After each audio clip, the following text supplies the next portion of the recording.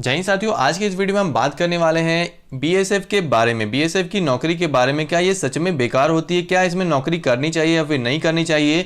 दोस्तों, हमारे पास बहुत सारे बच्चे अलग अलग तरह के सवाल लिख करके भेजते हैं, जिसमें बहुत सारे लोग जो बताते हैं कि इंडियन आर्मी की तुलना में जो अदर पैरामिलिट्री फोर्सेज होती है उसमें बहुत सारी खामियां हैं। उन्हीं कुछ खामियों को रिलेटेड मैं आपको यहाँ पे बताने वाला हूँ। लेकिन याद रहे दोस्तों, ना ही हमारा ये मकसद है कि मैं बीएसएफ को यहाँ पर डिफेम करूँ, ना ही किसी बंदे को यहाँ पर डिमोटिवेट करूँ। यहाँ पर जितनी भी मैं बातें बताने वाला हूँ ये सिर्फ और सिर्फ उन लोगों के लिए खराब है जो लोग डिफेंस जॉब में पैसा कमाने जाते हैं, और जो लोग यहाँ पे पैसा कमाने नहीं जाते, देशभक्ति की भावना जाते हैं, उनको इन सारी बातों से कोई भी फर्क नहीं पड़ता। लेकिन फिर भी हम आपको यहाँ पे बात जो बताएंगे वो सच है, वो पूरी सटीक है। तो आप इस बात को सुन ले और समझ ले कि आपको किसमें जॉब करनी है या फिर नहीं करनी। ये सारी चीजें आप पर डिपेंड करती है। तो दोस्तों, आज का जो वीडियो है वो होगा यहाँ पर बीएसएफ में जो जो खामियां हैं उस पर हम बताएंगे कि क्या क्या चीजें जो है इंडियन आर्मी की तुलना में कम मिलती है यहाँ पर बीएसएफ वालों को। चलिए दोस्तों, वीडियो को शुरू करते हैं। लेकिन उससे पहले अगर आपने अभी तक हमारे चैनल को सब्सक्राइब नहीं किया तो आज ही हमारे चैनल को सब्सक्राइब करें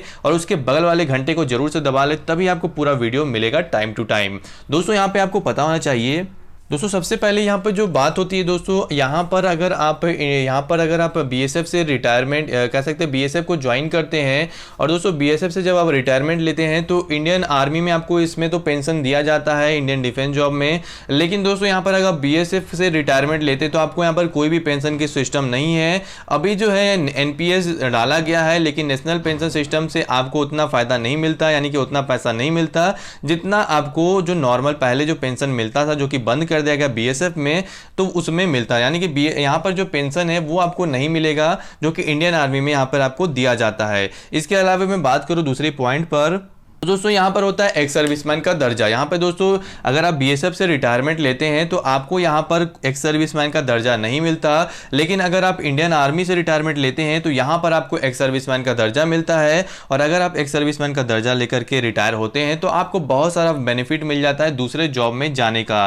यानी कि अगर आप किसी भी गवर्नमेंट जॉब में जाना चाहते हैं, चाहे कोई सा भी जॉब हो, उसमें आपको काफ़ी कम नंबर में सिलेक्शन कर लिया जाता है बहुत ही आसानी से। तो यहाँ पर दोस्तों बीएसएफ में आपको एक्स सर्विसमैन का दर्जा नहीं मिलता।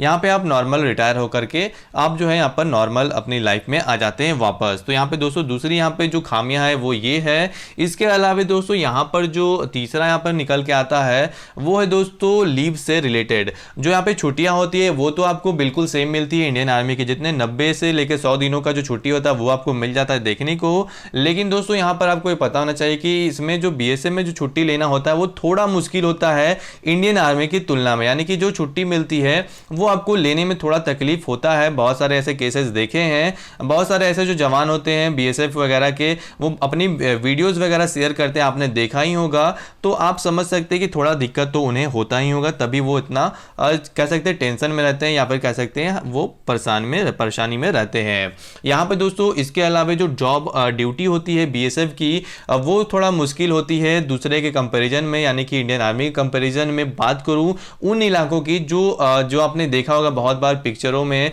जो न्यूज़ वगैरह आता है जिनमें पानी जो भरा होता है बॉर्डर के पास, उसमें भी जो बीएसएफ होते हैं जो कि बॉर्डर पर खड़े होते हैं, तो वहाँ पर जो बहुत सारे लोगों को उसमें भी प्रॉब्लम होता है। बहुत सारे ऐसे बच्चे होते हैं जो बोलते हैं कि ऐसा ऐसा प्रॉब्लम है, तो मैं उनका पॉइंट ऑफ व्यू आपको बता रहा हूँ। तो यहाँ पर उनको भी कह सकते हैं, ये भी एक यहाँ पर आपको डीमेरिट कह सकते हैं, या फिर आपको जो है प्रॉब्लम यहाँ पर फेस करना पड़ सकता है।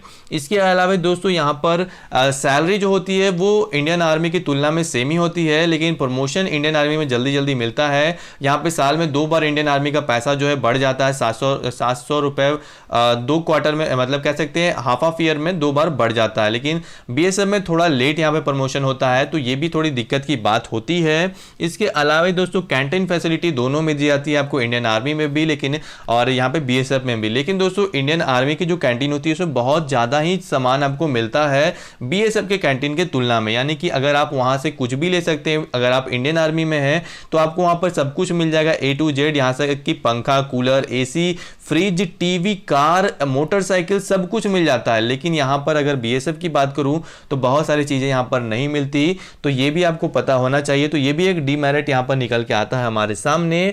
इसके अलावा दोस्तों बाकी सारी चीज़ें लगभग सेम होती है। मेडिकल फैसिलिटी वगैरह, ट्रैवल वगैरह का जो सिस्टम होता है वो इंडियन आर्मी में, जैसा कि आपको जो है इंडियन आर्मी खुद अपना टिकट वगैरह देती है आपको 1 से 2 बार की छुट्टी में, तो ये सारी फैसिलिटी तो आपको यहाँ पर बीएसएफ में भी मिल जाती है। थोड़ा कम फैसिलिटी मिलता है, लेकिन यहाँ पर मैं बताना चाहता हूँ कि जितने भी बातें ये जो बच्चे हमें कमेंट करते हैं उसके थ्रू मैंने आपको बताया कि क्या क्या उनको प्रॉब्लम होती है, लेकिन हमारा कोई भी ऐसा मकसद नहीं है कि आपको यहाँ पर डिमोटिवेट करें या फिर बीएसएफ को डिफेम करें। ये सारी बातें जो है बहुत सारे लोगों के लिए कोई भी मायने नहीं रखती, क्योंकि उनके अंदर देश सेवा की भावना है, देशभक्ति की भावना है, और वो जो है देश सेवा की भावना से ज्वाइन करना चाहते हैं, बीएसएफ हो या फिर कोई भी डिफेंस जॉब हो। तो दोस्तों आपको सारी बातें समझ में आ चुकी होगी। अब आपको डिसाइड करना है कि आपको जाना किस में है, क्या करना है, और इन सारी चीज़ों से आपको कोई भी ज़्यादा टेंशन लेने की जरूरत नहीं है, क्योंकि अगर आप मेहनत या फिर देशभक्ति की अगर आपके अंदर जुनून है तो आपके लिए छोटी मोटी चीज़ है, इससे आप कभी भी उबर सकते हैं, कोई भी दिक्कत नहीं आने वाली। धन्यवाद दोस्तों, जय हिंद, जय भारत।